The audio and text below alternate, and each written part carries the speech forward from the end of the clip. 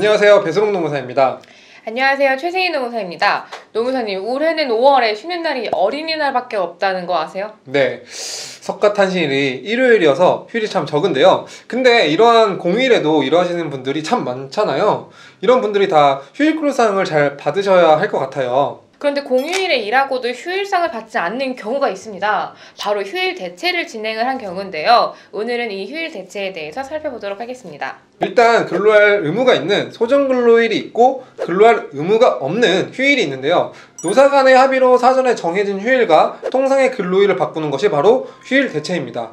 이러면 결과적으로 원래의 휴일이던 날은 통상의 근로일이 되어버리기 때문에 그날의 근로는 더 이상 휴일 근로가 아니게 되거든요. 그래서 별도의 휴일 근로 수당도 발생하지 않게 됩니다. 네, 그런데 이 노사 간의 합의로 근로일과 휴일을 대체한다는 게 굉장히 좀 주의가 필요한 부분이에요.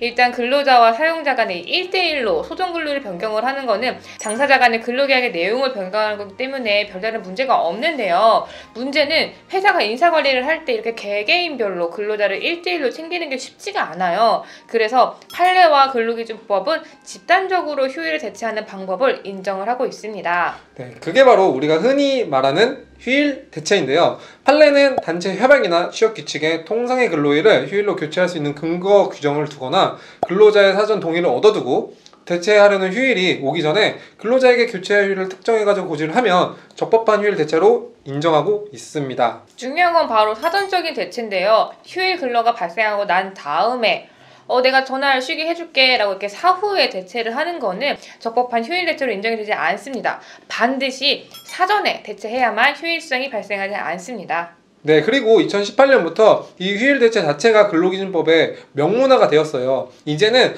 단체 협약, 취업규칙 말고도 근로자 대표와 서면 합의만으로도 주일과 관공서 공휴일에 대한 휴일 대체가 가능합니다. 노무사님, 근데 근로자의 날도 휴일이잖아요.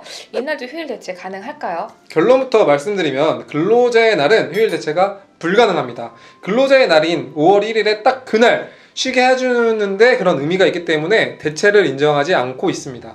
네, 저희가 근로자의 날과 관련된 영상을 이제 화면에 보이는 영상을 참고해 주시면 될 것 같습니다. 노무사님, 예를 들어서 5월 5일 어린이날에 근무해야 하는 상황이어서 사전에 5월 27일 금요일과 서로 대체하기로 한 상황이라고 가정을 해볼게요. 그럼 5월 5일 근로는 통상의 근로일이 돼버리기 때문에 휴일 근로수당이 별도로 안 생기고 대신에 평상시에 근로일이던 5월 27일은 쉬는 날이 되는 거잖아요.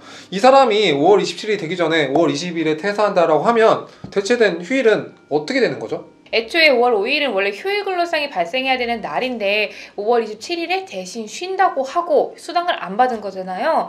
그런데 대체 휴일이 오기 전에 근로자가 퇴사를 했다. 그러면 5월 5일 날 근로에 대해서 휴일상을 받아야 될 것 같은데요. 노동부는 이런 경우에 휴일 근로상을 지급을 하지 않아도 된다는 입장입니다. 근로자 측 사정 때문에 못 받는 거라는 건데요.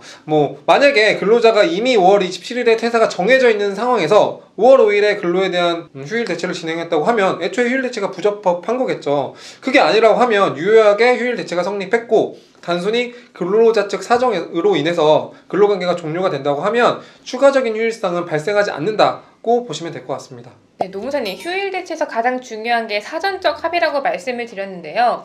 휴일에 근로하고 난 다음에 쉬게 해주는 거는 보상휴가라고 합니다.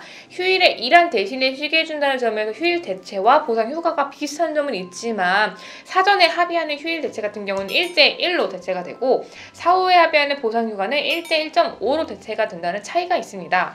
그러니까 보상휴가를 적용하면 휴일에 4시간 일한 경우에 1.5배 즉 6시간분의 휴무를 줘야 된다 이거죠? 네, 사전 합의냐 사후 합의냐에 따라서 보상의 수준이 달라지니까 꼭 주의하셔서 활용하셔야 될 것 같습니다. 네, 오늘은 휴일 대체와 관련한 여러가지 쟁점을 알아봤는데요. 더 궁금하신 사항은 유튜브에 댓글을 남겨주시거나 블로그에 들어오셔서 확인해주세요. 감사합니다.